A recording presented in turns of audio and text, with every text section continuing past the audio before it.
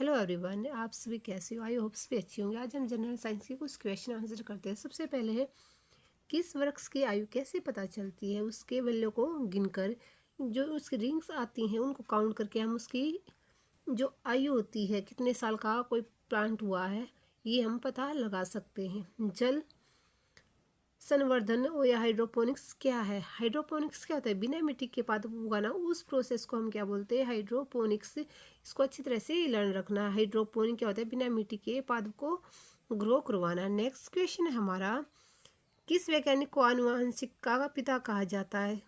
आनुवंशिक क्या होती है? हेरिडिटी। किसको कहा जाता है?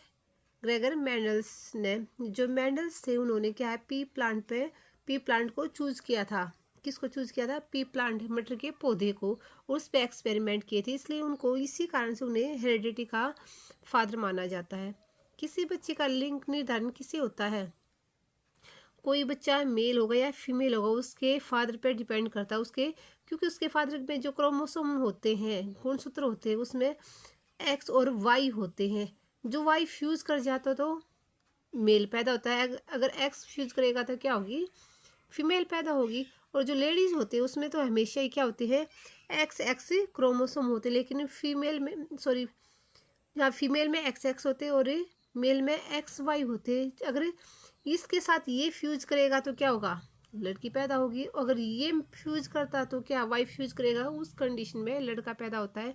इसलिए पहले हम मानते थे जो अगर ज़्यादा लड़कियां हो जाती तो उसको ही मदर को ठहराया जाता था दोषी कि इसकी वजह से हो रही, लेकिन एक्चुअली में क्या होता है, वो उसके फादर की वजह से ही होता है, क्योंकि उसके फादर में एक्स वाई क्रोमोसोम पाए जाते हैं और इसी वजह से वाई की वजह से ही क्या होता है?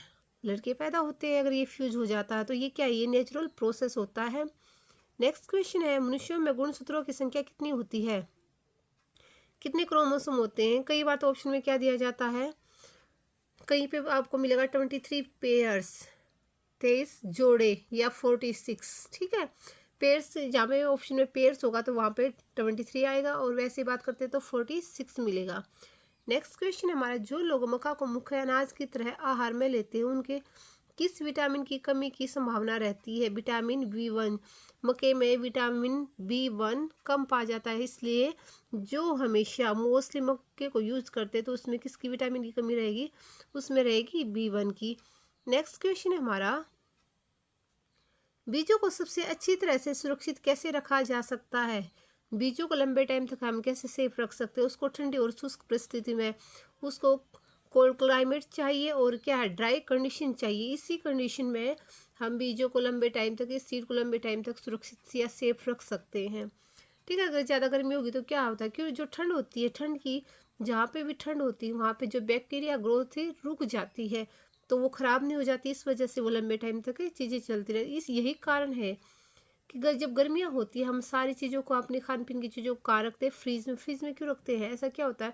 क्योंकि फ्रीज में क्या होती है? ठंडक मिलती है, और ठंडी जहाँ पे कंडीशन होगी, क्राइटेरिया होगा, वहाँ पे जो बैक्टीरिया की ग्रोथ है नहीं हो पाती और हमारी चीज़ें लंबी टाइम तक चलती है।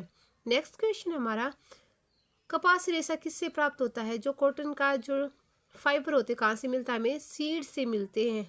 हमेशा देखना, सीड वो के हम क्या है, कॉटन प्लांट को ग्रो करते हैं और उन्हीं से हमें क्या मिलते हैं? कॉटन फाइबर मिलता है।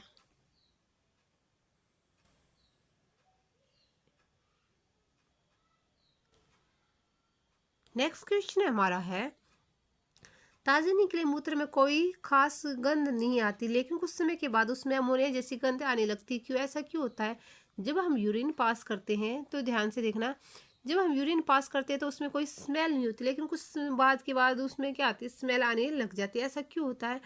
क्योंकि जो बैक्टीरिया होते हैं उस जो हम यूरिन पास करते हैं उसमें क्या होता है? यूरिया होते हैं, लेकिन यूरिया जो बैक्टीरिया है उसको अमोनिया में चेंज कर देते हैं, और अमोनिया के कारण ही उसमें से गंध आती है। ध्यान रखना, जो हम यूरिन पास करते हैं उसमें क्या होता है? यूरिया होता है। यूरिया में कोई स्मेल नहीं होती, लेकिन बैक्टीरिया के द्वारा वो अमोनिया में बदल दिए जाते, कन्वर्ट कर दिए जाते, जिसकी वजह से हमें गंध आती है। नेक्स्ट क्वेश्चन, किस मछली में शल्क नहीं होती? किस में नहीं होती?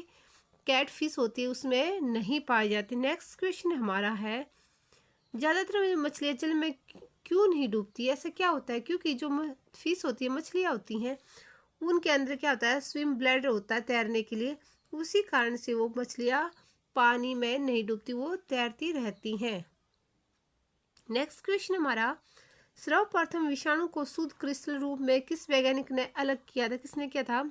उस साइंटिस्ट का नाम बताना आपको। WM स्टेनले ने उसको सर्वप्रथम शुद्ध क्रिस्टल के रूप में अलग किया था। नेक्स्ट क्वेश्चन है हमारा, ग्रेगर मेंडल ने किस पौधे पर शोध करके आनुवांशिक सिद्धांत का प्रतिपादन किया था? इससे पहले भी क्वेश्चन आया था। जो मेंडल था उसने क्या किया था? किस पे किया था? पी प्लांट पे एक्सपेरिमेंट किया था, मटर के पौधे पे एक्सपेरिमेंट किया था। इसी कारण से उसको क्या कहा जाता है? हेरिडेटरी फादर कहा जाता है, आनुवांशिकता का पिता भी कहा जाता है, क्योंकि आनुवांशिक का सिद्धांत उसी ने दिया था। उसने पी प्लांट पे एक्सपेरिमेंट किए थे। नेक्स्ट क्वेश्चन हमारा है, लिटमस किससे मिलता है? जो लिटमस है, ठीक है, रेड लिटमस हो गया, ब्लू लिटमस, ये लिटमस पेपर हो गया, वो किससे मिलता है? हमें लाइकेन से मिलता है। लाइकेन क्या होती है? आप पूछोगे लाइकेन क्या होता है? जो लाइकेन होती है वो